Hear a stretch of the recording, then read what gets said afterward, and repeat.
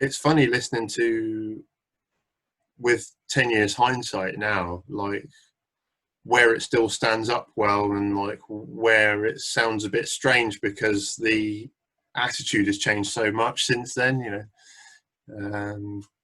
But it was good to hear that more of it worked than I thought it would in hindsight, you know. Yeah, yeah, it's good. I mean, it must be good looking back after 10 years and seeing, yeah, you know, that stood the test of time. Well done, Yeah. me. And I think the thing you've really got to watch though is to accept that that's how it is, you know, rather than going back and re-recording. The only thing that I would possibly do with any of them is the remastering, maybe. But Yeah, I don't really like the idea of. I know this still happens, unfortunately.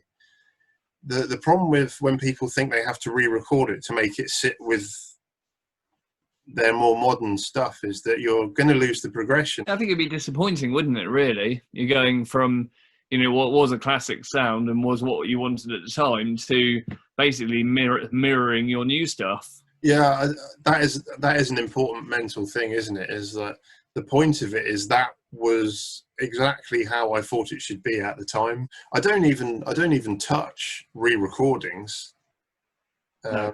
at all. I came very close to buying a Shadows album a few years ago until I looked at the small print and it said that it had been re-recorded like decades later.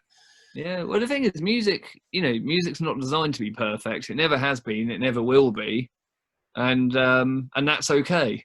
And it's kind of designed for its time to sit neatly in its time frame as well. It is, yeah. You don't put on your albums from the '60s because you want to hear something that was made last week. Can you imagine if you re-recorded stuff from the 80s? Yeah, it'd be. I'm not even sure how you'd start. So I think we could probably say that, you know, most decades really do have a style and a sound. Yeah. But when people want to listen to that music, that's what they're after. Yeah, and I think it's healthy as well because I listen to, because my attitude has changed in the time frame.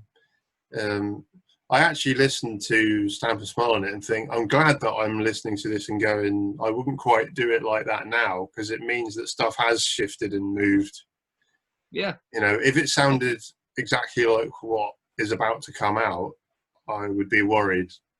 Yeah, yeah, you might have not really done the thing for 10 years.